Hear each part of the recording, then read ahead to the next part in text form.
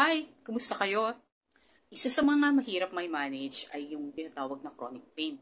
Naalala ko nung minsan, may isang pasyente na nagpa-check up sa rehab doctor namin. Nagpunta siya sa clinic. Ang sabi niya, ilang doktor na daw ang napuntahan niya.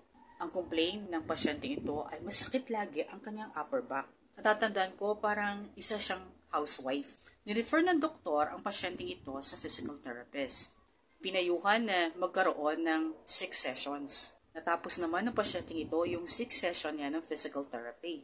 Pero nung bumalik siya sa doktor, ang sabi niya, Dok, parang ganun pa rin po, masakit pa rin po yung upper back ko. May naireseta na rin na pain reliever pati na rin pampahid para sa kanya. Nagtataka ngayon ang doktor. Kadalasan kasi after 6 session ng physical therapy, medyo nag-i-improve na ang kondisyon. Naitanong tuloy ng doktor kung ano yung mga kadalasang ginagawa niya araw-araw. Tinanong din kung nanonood siya ng mga telenovela. Nung narinig ito ng pasyente, ayun! Ito ang sabi niya. Ay yes, Dok, paborito ko po yan, lalo na yung ganito. Araw-araw, pinapanood ko po yan.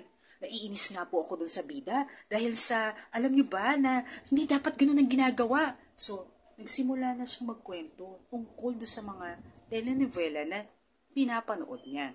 Napailing si Doc. Alam niyo po ba na maaaring yan ang dahilan kung bakit hindi nawawala ang sakit sa upper back ninyo. Taka ngayon si pasyente. Telenovela, Doc? Sakit ng upper back ko? Oo. Kadalasan kasi, yung mga telenovela na yan ay depressing. Kundi naman ay nagagalit ka. So, yung mga tipong natetense, pati ikaw, hindi lang ikaw, pati mga muscle mo.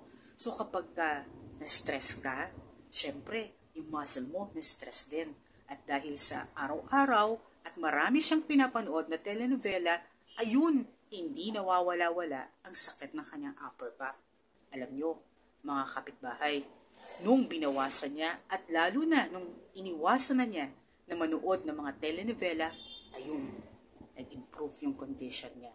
Minsan kasi sa pakikinig natin at panonood natin ng mga negative, yung mga depressing, yung mga, alam mo yun, nakaka-stress na mga bagay, pati tayo na stress nakaka-apekto hindi lang sa ating isipan, pati na rin sa ating katawan.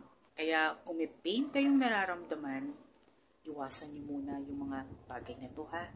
Okay? Bye.